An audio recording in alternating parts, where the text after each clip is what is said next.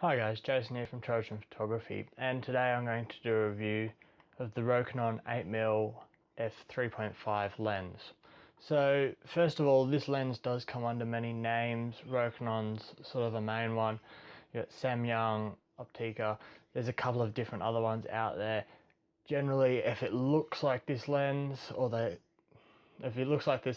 generally is the same lens. It's just different branding, exact same construction, exact same lens, glass inside. So that, just to clear that up to begin with. So this is the version 1. There's a version 2 out, and there's slightly better optics. From what I've seen in testing, I don't think it's going to make a huge difference. The other thing is the lens hood, which is built in this one, is detachable in the other one, which can make a difference, and we'll get into that. So first of all, this lens will retail for about $250, $300, depending on where you are, depending on where you get it from. But you can generally get it for just under $200 if you buy it secondhand, which I did with mine. As long as it's in good condition, there's not a problem with that. So this lens is designed to go on crop sensor cameras, so your lower end body is not full frame obviously, and it gives a 167 degree view. Now on a full frame camera it will give a 180 degree view, but you will have a circle mark. So with the version 2, which as I said before this isn't, when you can take the lens cap off, the lens hood off, you'll see the barrel of the lens. Now with this one, which has the pedal lens hood on, you will see these pedals in there. Now, and then you've got to crop in, or you can have it as an effect, it's up to you. But it is designed and it works really well with a crop sensor camera with a lovely wide field of view. As I said, 167 degrees, which is almost 180, which is huge. So this lens has no electronics in it. It is all manual, so it's manual focus, so we've got the focus ring, and it's also manual for the aperture adjustments, as we've got a clicky wheel here. So it goes from 3.5 all the way up to f22, which is quite big considering 3.5 you're going to have huge depth of field because of the fisheye, and you're also getting a massive amount of light in. So while it's 3.5, you can still shoot in quite low light and get decent exposures out of it without having to bump the ISO up really high or having to have a huge very slow shutter speed to capture. So that's that. As far as focus goes, now it goes from 300 millimeters to infinity, the focus ring, and it's got a nice resistance to it. Now when I usually go out, especially if I'm out like street shooting or like you just want to like snap a shot away, I found the best settings, set it to 5.6 or f8 depending on how much light you've got. Set it to just off infinity, just shy of infinity, and everything's in focus. Because it's a fisheye, the depth of field is so much bigger than like telephoto or even standard length lenses. At infinity, you're generally, as long as it's not really close, so generally if anything's a meter or more away, if I put on infinity f5.6, it is in focus. It works really well. Now you can fine tune that off there, but to begin with, that's really good.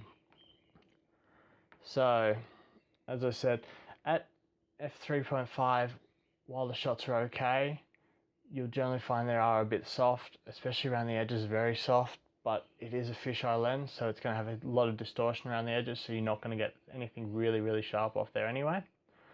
So you step it down a little bit, you're going to get extra sharpness, and you're going to get everything in focus after one step down, which is great.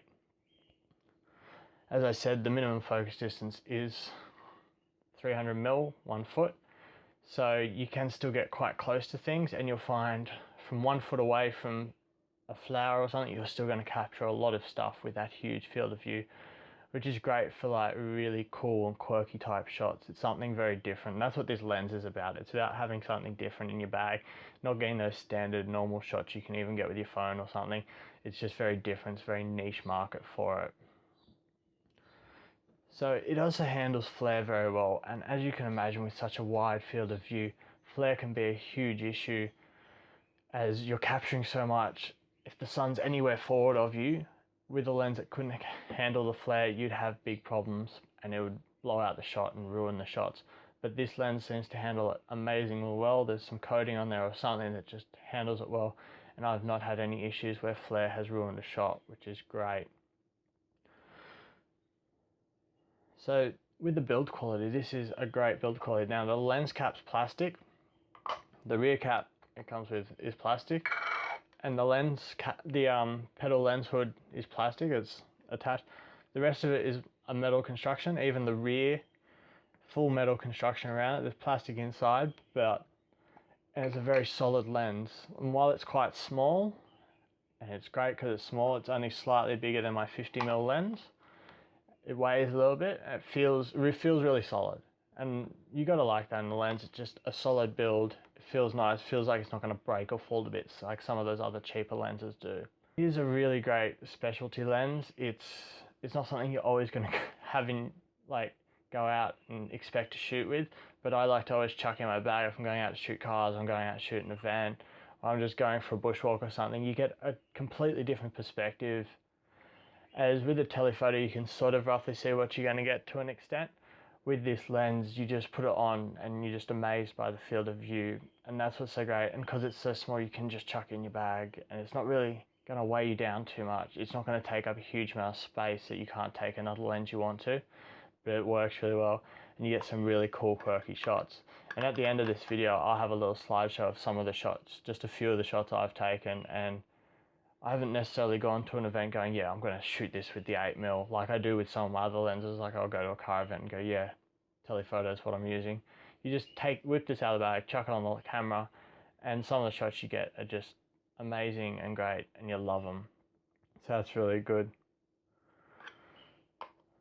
So this lens, while Canon and Nikon and some of the other brands have fisheye lenses or ultra wide lenses, they retail up in the $1,000+ marker, and as I said before, this lens retails for about $200–250.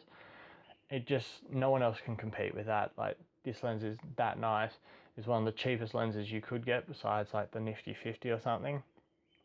But with that in mind, the type of photography you can get with it, it expands your imagination and expands what you can do with stuff. Getting something completely different for $250, you'll love the lens and you'll want to use it all the time and try and see different things. You can go back to places you've been many times and get completely different perspectives and different shots out of it, which is absolutely great. So as I said, I absolutely love this lens, and at the end of this video I have some pictures of stuff I've taken. If you've taken some great pictures with it or something you want to show, put in the comments below. I'd love to see what you take with it. But in summary, for such a low price, the quality is amazing. Anything above f5, 6, f8 if you can, or higher, it's just amazing. Everything's in focus, which is a really cool effect you don't usually get with other lenses. Different perspective, and you're just going to get that many different views. And the other thing is you can same thing with shoot photographers as I speak about, shooting from the hip and stuff and shooting from different angles. With this lens, because it encompasses so much in its field of view, you don't have to always look through the viewfinder. Some of the best shots you can get are just putting the camera on the ground, facing it slightly up, pushing the shutter button, holding it well above your head, shooting down into a crowd or something, and getting this amazing expanse of everything. And you know everything's going to be in focus because you're going to set it at 5, 6 or higher, f8 maybe. You're going to put the focus near infinity, and it'll just all be in focus, and it'll look amazing and get great shots. So guys, that's my review of this lens. I hope you enjoyed it. If you've got any questions or comments, please leave them in the comment section below. Make sure you click subscribe. You can also find me on my website and on Facebook. The links are in the description below. Thanks guys.